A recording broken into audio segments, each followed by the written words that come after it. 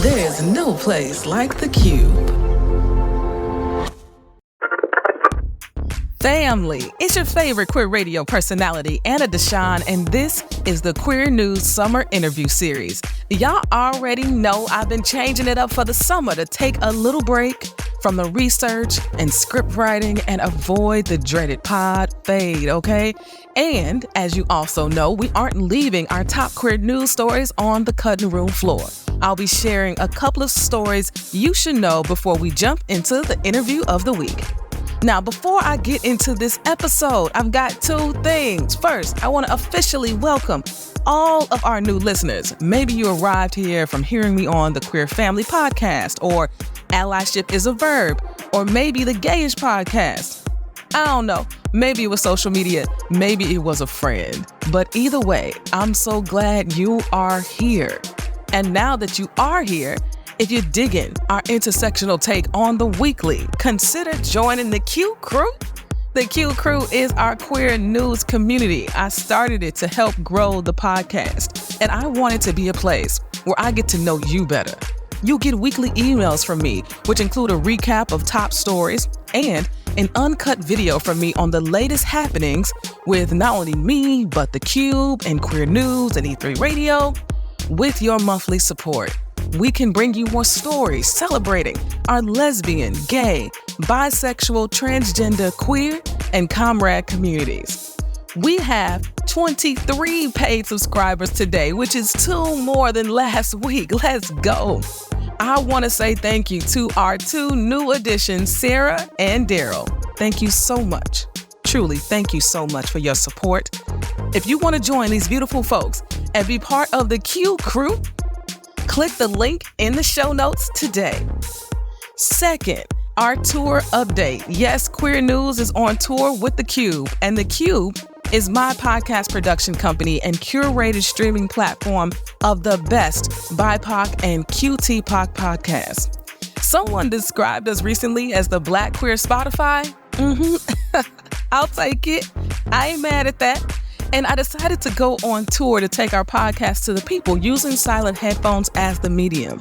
2 weeks ago, we kicked off the tour in Brooklyn with the Black Podcasters Association, and then we headed to Manhattan on Sunday at Podstream Studios with DCP Entertainment.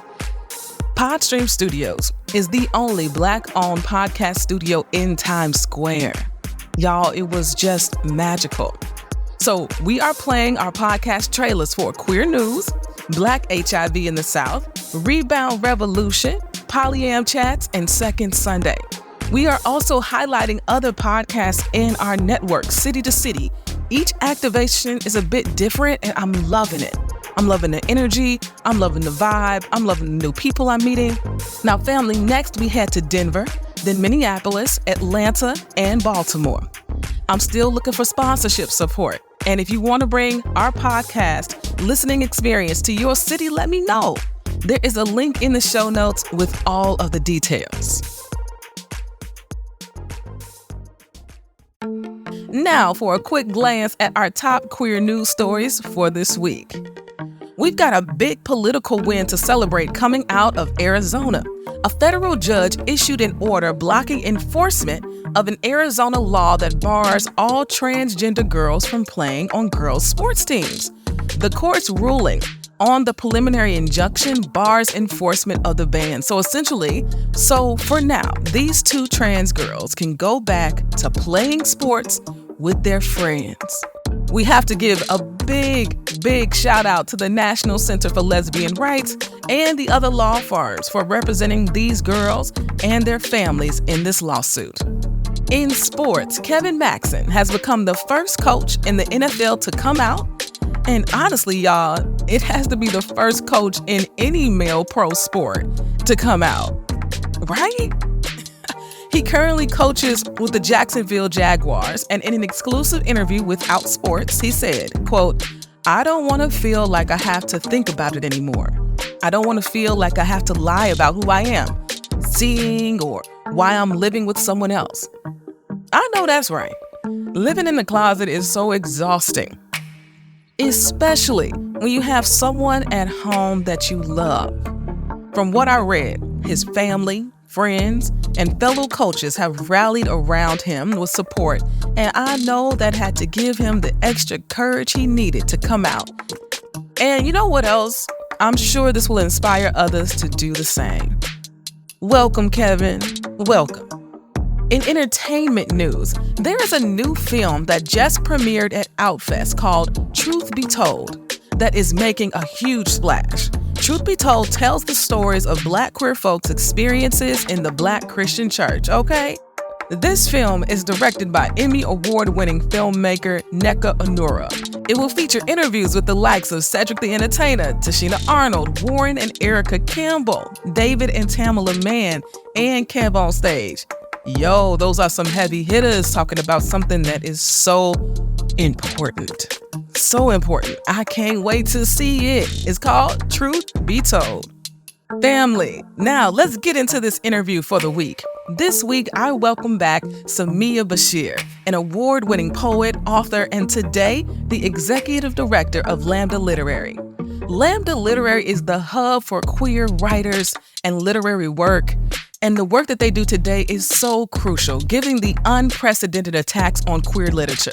We talk about these book bans, we talk about the Lammys, which is the premier award show for LGBTQ writers, and we talk about how Lambda Literary is supporting our next generation of LGBTQ writers.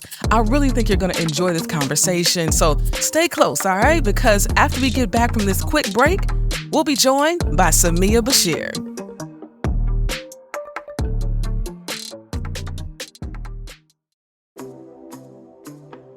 Family, I don't know about y'all, but it's a lot easier for me to talk about hard topics over a good meal. I mean, I'm talking baked chicken, greens, macaroni and cheese, some green beans, a good biscuit, ooh, maybe some cornbread, but you know what I'm saying. It's just over a good meal makes it easier. And so I have linked up with the Cook County Department of Public Health to make Anna's Not Really Cooking. Yeah, it's a show where I challenge my guests to make a vegan pizza while discussing mental health and the great services powered by CCDPH's Here to Hear You initiative. They are looking to support us, LGBTQ folks, queer trans people of color. So check them out, h2hucookcounty.com. That's h2hucookcounty.com. And you can check out the Anna's Not Really Cooking show on E3 Radio's YouTube page. What has 144 players, 12 teams, and one league that you should tap into? If you guessed the WNBA, you already know. If you didn't, we'll get you up to speed real quick. My name is Money, and this is Rebound Revolution, bringing you the revolutionary on and off the court happenings in the W. Join me and a special guest each week as we watch them work. Listen to Rebound Revolution wherever you get your podcasts. If you're hearing this, it means we didn't sell this ad space. If you're hearing this, it means running ads on our podcast actually can work. You see what I did there? You see this real life example? You got an event, do you have an organization, do you got something you need to get the word out about?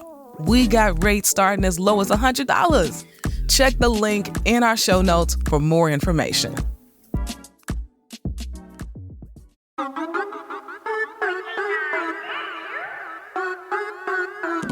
You are now tuned in to higher frequencies. We do this frequently. Turn your radio station to E3 for that decency. Listen to great music and the latest movement. Safe listening for anyone that's tuned in. Who you waking up to?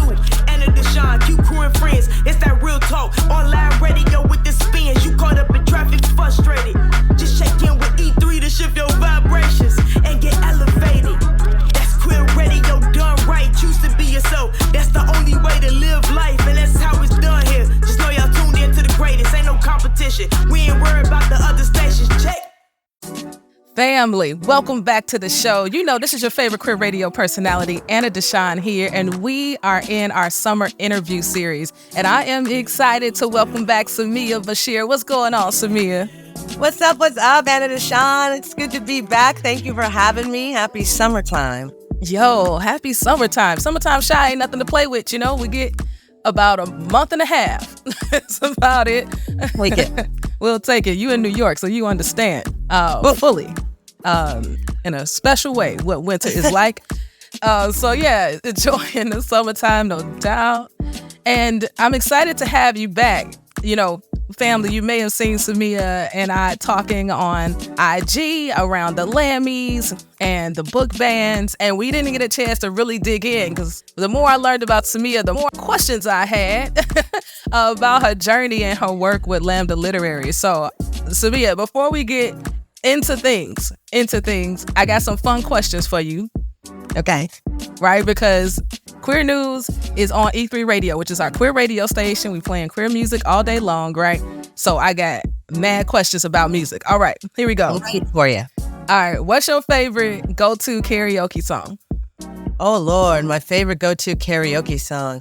Well, it's weird because I think most of my favorite ones are kind of like group songs. You know, like I'm gonna throw down like some In Vogue with my sisters or something, or like, you know, or I'll completely embarrass myself with Whitney Houston and just because I just got to get it in, you know, that kind of thing. Yes. Diana Ross is always I'm gonna show up for.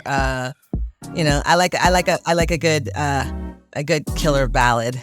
Okay, I see you. I'm here for the In Vogue though. I'm gonna stick with the In Vogue. I like it. I can see it. I can see that happening. All right. Right now in your phone, what is the song getting the most rotation, the most play right now? Right now, probably Jasmine Sullivan's "Your Feelings." Oh, we in feelings. Okay. Yes, indeed. Feel it.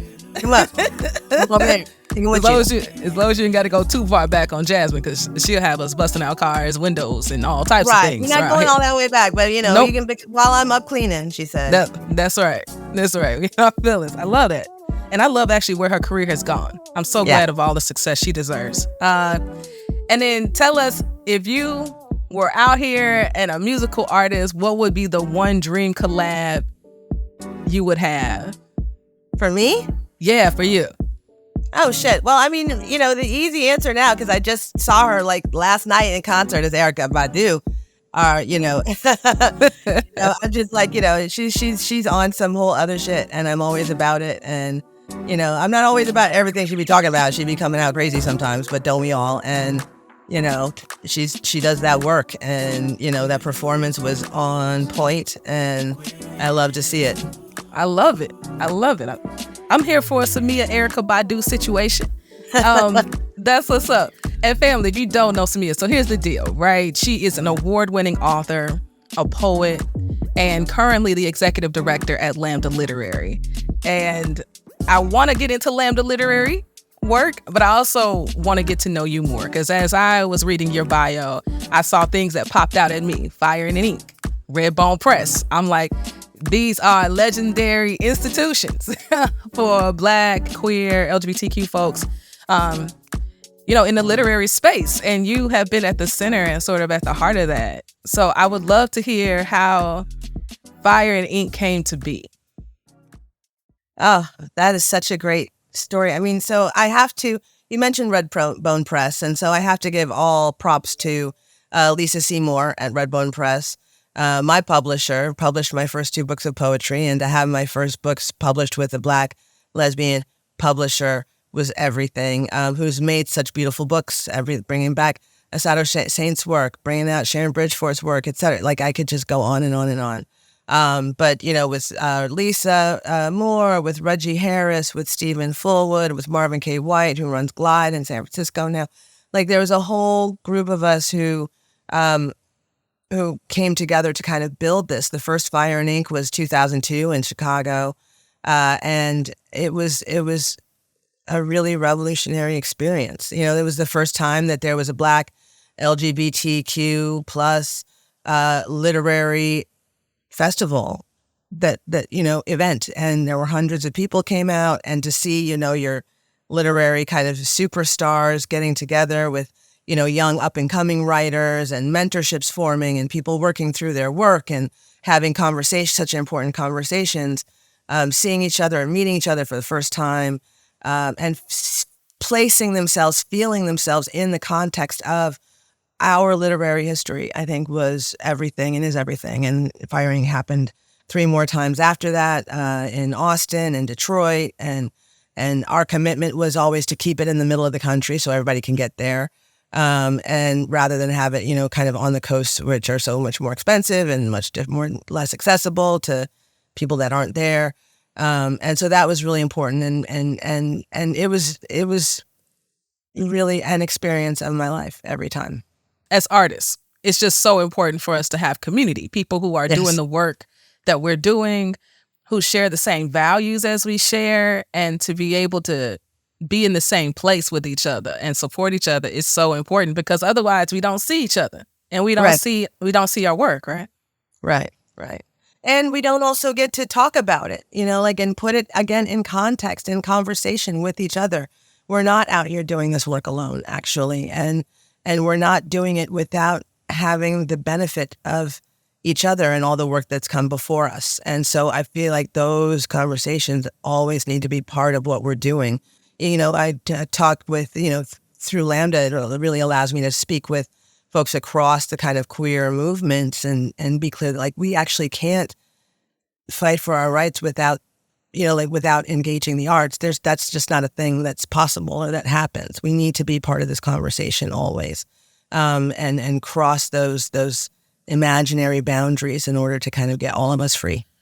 I think that's a good point around art and activism. I feel like in the things that I've been reporting on Queer News, society and culture, arts and entertainment, I feel like have been leading the way when it comes to queer liberation and what it looks like, what it sounds like, what it feels like when Alex Newell and Jay Harrison, I believe is their name, won the Tonys recently, and just as beautiful as they want to be, right? And living in their full truth, right? And now we've got The Stroll that's on HBO Max. We've got Kokomo City coming out very shortly in theaters in this month, July. I just feel like when art leads, and tells the stories of our humanity, yes, eventually the politics comes along. But I feel like the change happens with the people and in art way before it happens in legislatures across the country. Absolutely. I mean, I say it a million times. We are the culture creators, actually. When we're looking at queer writers especially, we're the ones who are creating the culture the rest of us are living. When we create something, it changes the conversation. We actually change the language on a daily basis. If I snap twice, now everybody's going to snap twice, because that's just what, Like, this is who we do. And yes, of course, we pave these roads that then other people can follow and walk along. And I think that it's important to this is why it's so critical to support the writers and cultural creators so that they can do their work, so that they can live, in whatever realm of safety we can kind of make possible, so that, they can have the support and have the introductions and have the mentorship. Coming up soon is with Lambda is our Emerging Writers Retreat, and bringing together, we have 8 different cohorts of writers from fiction and nonfiction, young adult, sci-fi, screenwriting, playwriting, all of this. It's about kind of bringing emerging writers together, helping them connect with people in the industry. All of that is critically important. We have this amazing faculty and fantastic writers and residents, and it's a life-changing experience to be bringing it back in person for the first time in 4 years.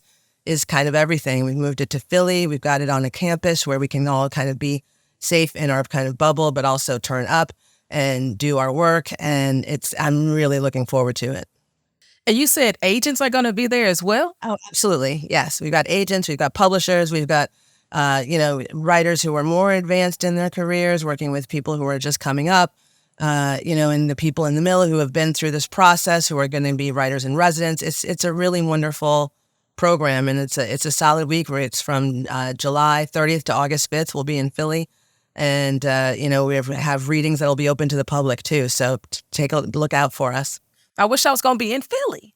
So so that sounds really dope. What I feel like we miss the mark sometimes on is how we actually make a living doing art. Exactly. And so that's why I was like, you said agents, because that is how folks actually can live, is to get their work published. And, it's a beautiful thing when we are gifted with these gifts. But when you have the gift, you really do have to try to figure out how you can live. That's one of the things that for me, especially looking forward the next couple of years with Lambda, is doing more of that kind of how do you make a living work, bringing people together, working with production houses, working with the theaters, working with the publishing houses, getting people internships, getting people jobs, getting people, in writers' rooms. Like how can we make these connections more real so that, working with higher education, some people want to teach, some people don't want to teach, some people want to write for television, some people, how can we make those connections happen? Because you don't have to either do, the kind of work you don't want to do that keeps you away from actually making what you need to make. You have to support yourself. And we need these writers to make their work. So how can we support that in making that happen? And I'm imagining that this direction at Lambda Literary is all because of your lived experience as an author and a writer and the things in which you wish you had maybe or wish you had more of in your own experience. Absolutely. I'm assuming. And that I listen a lot too. I mean, I'm really specific about asking writers, hey, what can Lambda do for you? Like, what do you wish you had? What do you wish you need? When you were coming up, what do you wish you maybe had access to that you didn't have access to? Education and access is a really critical part of our work at Lambda, especially moving forward, as is kind of like the idea of excellence and achievement, which is putting together the Lammys, putting together even the retreat, which is a little bit of both. Our newest program that we're growing is Learn with Lambda, where we're going to be offering a lot more writing workshops, a lot more craft conversations, a lot more book club stuff, and a lot more kind of like pipeline to the jobs kind of spaces. We really want to be able to offer that to our community and offer it to industry who needs us. And good people tuning in, we started this conversation, and I'm just assuming you know what Lambda Literary is and what the work that they do. But, Samiya has been talking about it, so I think you got a good idea. At the heart of it, they champion queer authors in all ways in which we show up in that space. So that's the elevator pitch. Is that right, Samiya? Artists across the board, right? Because, there's long been the focus on books, which we're never losing a focus on, especially these days when our books are being criminalized all over the country. And our writers are being, chased down, et cetera, and like banned from their readers who need them. But also the fact that we take in literary arts in so many different ways, whether it's through podcasts, whether it's through, streaming television, whether it's through our music, whether it's through our films, we're writing all of this. And, journalism, I want us all to kind of come together and have a home space where we can support each other and empower each other's work. And the last time you were here, we were talking about the Lammys, and we were talking about your outfit changes. Oh, yeah. And the first time, because it was going to be the first time in person since COVID. And so, how did the Lammys go? Was it everything? It was everything. It was everything. Oh, my goodness. It was such a good time. It was so wonderful to see people together again. And, it was a huge turnout. It was much larger than we actually had planned for, so that meant that it got a little stuffy in there sometimes because it was packed, but in the best possible way, and I'm so proud of everyone, all of the finalists, all of the winners. I'm so thrilled and happy for everyone. I'm so grateful to everyone whose work went into this, not only the whole staff, the whole board, our host committee, all of the people who were judges. It's all independently judged, and the writers who came out and supported each other. One of my favorite moments in the Lammys again and again was seeing all of the finalists cheering on each other for, like whether they won or didn't win. They were all fans of each other too and wanted each other's, best. And it was really exciting to see that community come together. What was your highlight of the evening? Oh, highlight of the evening. There were so many. How am I supposed to answer that? I ain't trying to get you in trouble. Okay, top three. Top three. Well, I'll tell you, first of all, so Jason Rodriguez from Pose was one of our presenters. and he had just recently won the legendary ball at voguing competition, and he came through and gave us a whole dance up to stage. That was everything. It was everything. Yes. Some of my favorite literary heroes were there. I can't even start naming them. I have to name everybody. But I do know, Cheryl Clark, who's a poet who was one of the first, Black queer poets I got to read as a young person. And she was one of the last presenters of the night and just had the house in stitches, cracking everybody up. Our community is rich with talent and with really beautiful people. And, having Alison Bechdel there presenting the award to Maya Kobe, whose book is the most banned book in America. Alison Bechdel, who knows very, cartoonist, Fun Home, etc., Dykes to Watch Out For, who knows very well about the book banning life because her own work has been banned all over the place. It's just, we're dealing with really important things, and we also get to celebrate. Yeah. And you brought up an important point there around the book bans. Yeah. I mean, there's been so many. What do you think is... I think the last time we talked, you mentioned how there's this small percentage of people who are actually banning the books. Can you talk more about that? Yeah, I mean, the majority, 90-some% of the book bans in America can be traced back to 11 people. 11 people who somehow have the power to tell 330-some million people what books they have access to read. It's nonsensical, and it's not okay. And we can't keep allowing this to happen. We just can't. Especially when, who are they coming after? They're coming after queer people, lesbian, gay, bi people, transgender people especially. And don't let them be people of color. You put those all together, and that's where they don't want our perspectives. They don't want our words. They don't want our histories. They don't want our voices. They don't want our lived experiences. And they, quite frankly, don't want our lives.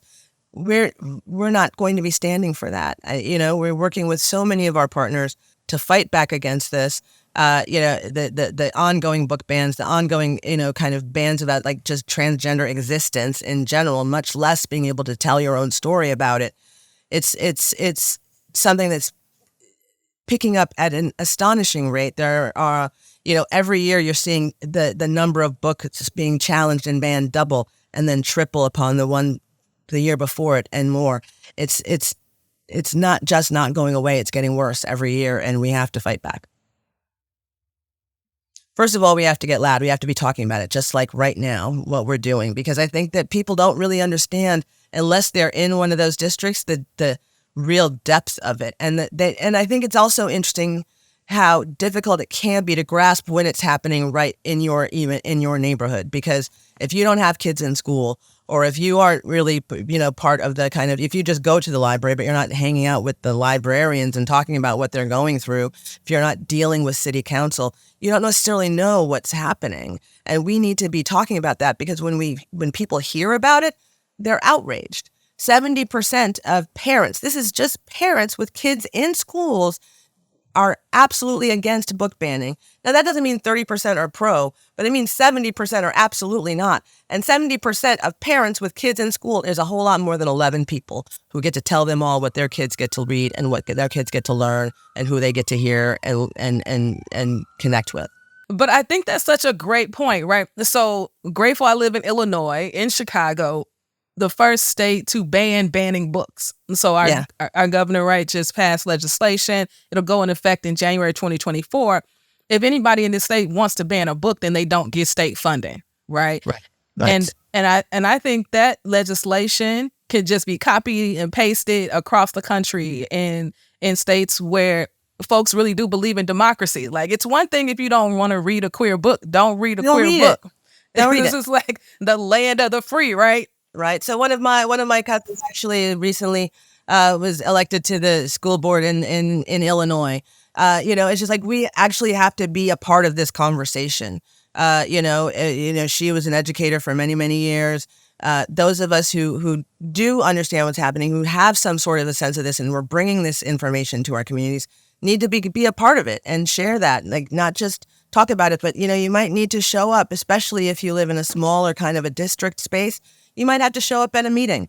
You might, and make sure that your voice is heard. You might want to make sure that you talk to your neighbors and your friends and say, hey, this is going down and we need to call somebody or something. It's going to take us 10 minutes to send this email or make this phone call or show up to this thing and make sure that we're there. Because the other side that is really working hard to shut our voices down is not afraid to show up. Is not afraid to bring their people into the space. And we need to be not afraid either. Do you think we're angry enough? Do you feel like we're fired up right now? I think we're tired. I think we're busy. I think the pandemic has worn a lot of people down. I think it's been a hard few years. I think people are dealing with a lot, and trying to take on more is hard, right? But the problem is it just gets harder when we don't embrace it, when we don't engage with it, and things get swept past us that, when we look back and say, wait, how did we let that happen? Well, we let that happen because we're tired and we're overworked. And, and it's hard to pick up so many more pieces. And that's why we have to do it together. If if there's 10 pieces to pick up, what if I don't have to pick up all 10 pieces? I can pick up one and you can pick up one and you can pick up one. And together we've got it, right? But we've got to do that. Together we got it. Together we got it. I mean, that might be the title of this episode. Because I don't know if we do that very well. Well, we can do it better. And I believe it's something that we want to do. We just have to remember that we want to do it, and again, I think one of the things, about our current kind of cultural situation is it kind of really keeps us isolated and keeps us away from each other. That we talked about the Lammys when I talk about how important it was for us to be together. Jacqueline Woodson, groundbreaking, every record-breaking queer author, especially young adult writer, was just it is just so queer up in here. It feels so good. Lily Wachowski, our Visionary Award winner, she made The Matrix. She made this. She was just it's so good to be around other queer people. We need each other. And, and when we come together, we're pretty unstoppable. And there are also more of us. When we talk about the people who are, the people who are the haters are really in the minority. Everybody else who wants a world where we can all live our best lives and be free is the majority. That's most of us. But most of us are also being kept isolated and busy and tired and all of this. And so what we need to do is support each other through all of that. And that allows us to get to the place where we can fight back. I love that. And I think you're exactly right.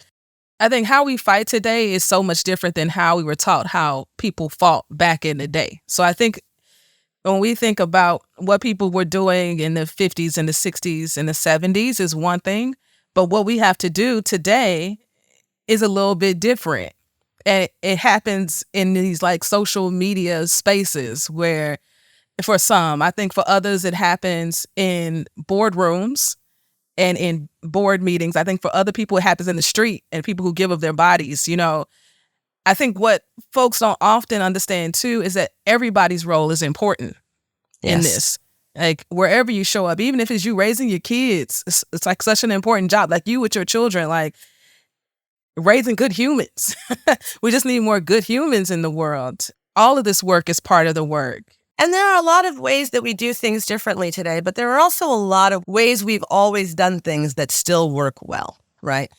If we used to have a thing, well, this is even predating me a little bit, but the phone tree, right? Where all right, we've got to call 100 people in our community. I'll call 5, you call 5, you call 5, you call 5, etc. And why something like that still actually works today is because most people are not doing something because they don't know what to do, and they don't know what to do because nobody's told them and nobody's asked. And what we need to do is actually just reach out and be hey, there's this meeting that's happening that they're trying to ban all of the books in our library, and it's only an hour. Can we go? I need to get people there. Can you go? Can you call your family and have people go? That's the kind of thing. Now, putting that this is happening on social media is important. Sending it direct messaging to people is important, especially when you say, hey, you, my friend, will you come to this with me? That's important. One of the ways we defeat isolation is directly reaching out to each other, not just to the larger kind of matrices of media, but to each other. me calling Anna DeShawn and saying, hey, I need you. Yeah, so there's a couple of sisters here in Chicago who are legendary for these parties they used to throw back in the day, which I hope they throw another one so I can just experience it in my life.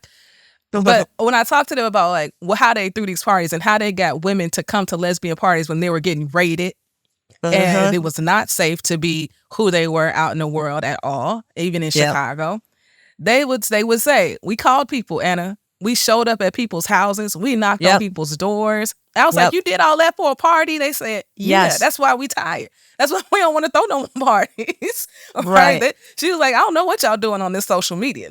That really resonated with me because it's just not how I grew up. A text message, if you text me, I feel like I just talked to you, right? But when I was raising money, I was clear. I had to pick up the phone and talk to people because it is about relationships. Yes. And it is about building relationships. And some of that can happen on social, but the real stuff happens when you talk to somebody, when you hear somebody's voice, when there's an exchange. That's right. Exchange. It's not just the receipt. I've spoken and you've received what I've spoken, but the exchange. Now you speak and I hear you, and now I speak and you hear me, and we actually come to some sort of agreement about time and space and what's happening in the world. It's a little bit different. It's a lot different. Yeah. So tell me, let's talk a little bit more about Lambda Literary real quick. So we talked about the emerging LGBTQ authors retreat. We did a recap of the Lammys. What else is coming up for Lambda Literary? How can folks support? So much. Well, we're just finishing the school year with our Writers in Schools program, where we serve, we're the largest organization in serving New York City schools with bringing queer writers into the schools. We bring books, audiobooks, ebooks, and hardcover books to the students. They get to read these books, and then we bring the author into the school for them to talk to and meet with. We also have writing workshops for some of the older kids, and we just had our first anthology. We just published our first anthology called Seen, Heard, of our from our writing workshop teens. It's a fantastic collection. These kids are no joke. They are thinking and they are feeling and they are sharing and they are writing through their lives in such powerful ways. And, I highly suggest just go on our website and pick up this book. It's really, you're going to be really glad to see where the kids are going these days. And so, as we prepare for next school year, we're also looking at how we might want to expand this program in other places in the country.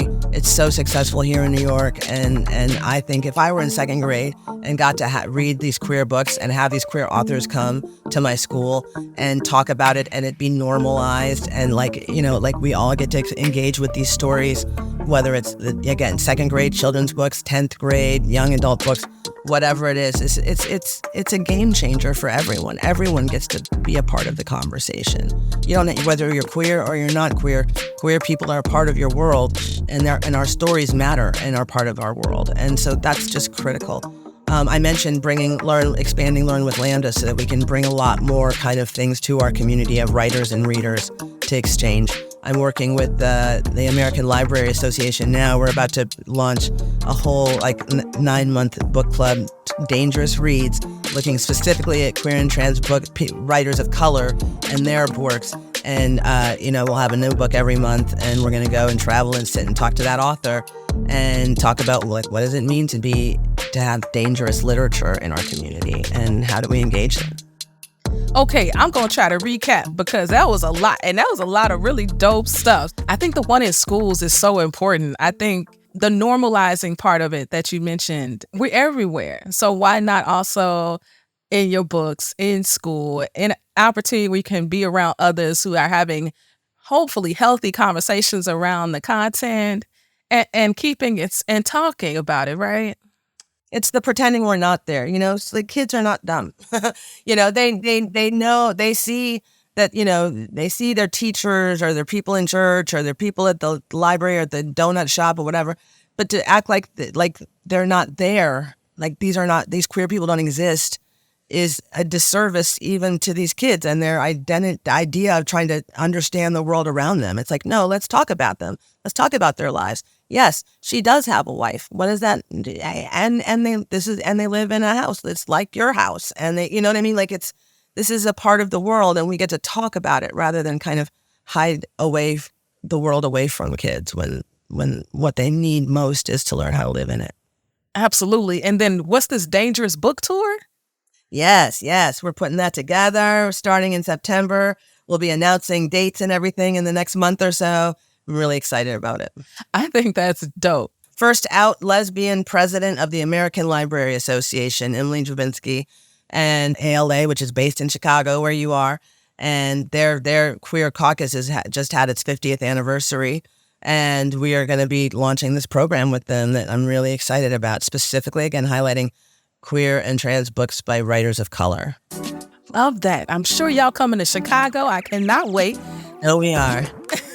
Make sure I am in the know so we can let our Queer News family know about the tour as well. I think the work that y'all are doing at Lambda Literary is really, really dope. It's like far-reaching. There's programs for artists, programs for the kids in school, programs for everybody who is interested in queer literature in all ways. So I think it's really dope. I think Lambda Literary is really lucky to have you as their ED. And I look forward to you coming back when y'all got something else going on, that you come back on the show. I sure will. Thank you so much. It's always a pleasure to be here with you. Yes, always good. Oh, before you go, Samiya, tell the good people where they can follow Lambda Literary, and if they want us financially support, where they can do that too. Absolutely. LambdaLiterary.org. And you can also check out the Lambda Literary Review, which is our review magazine where we review books. We have interviews, we have articles, we have profiles. We have our monthly most anticipated list, which is the most anticipated new queer books every month. You want to find out what to read? Come to LambdaLiteraryReview.org, and you'll find that list there. And you can sign up for our newsletter, get the stuff in your email. And if you go to LambdaLiterary.org, well, I hope you'll click that donate button and help support the work that we're doing.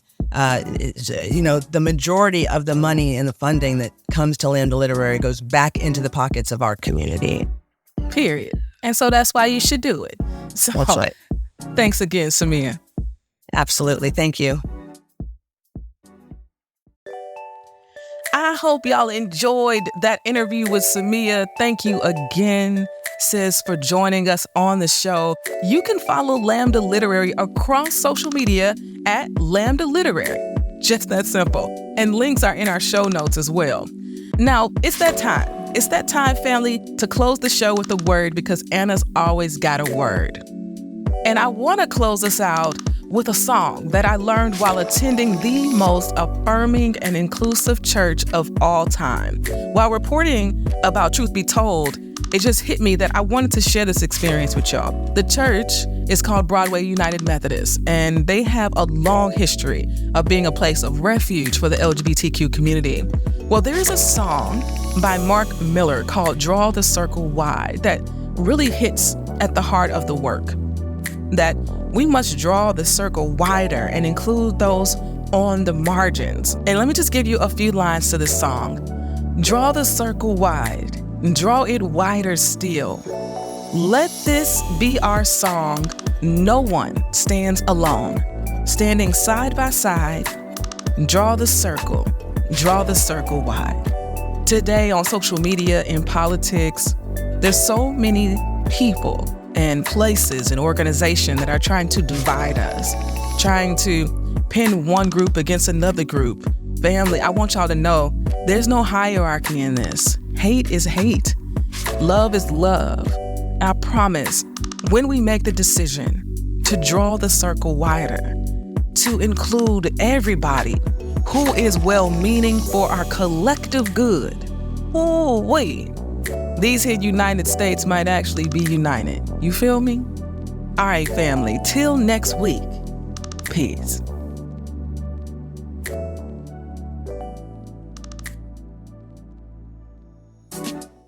If you enjoyed what you heard, rate and review us inside your favorite podcasting app. This podcast is written and produced by me, Anna DeShawn. Podcast editing by Experience J of Just Listen Media, and brought to you by E3 Radio, your #1 queer radio station playing queer music and reporting on queer news in high rotation.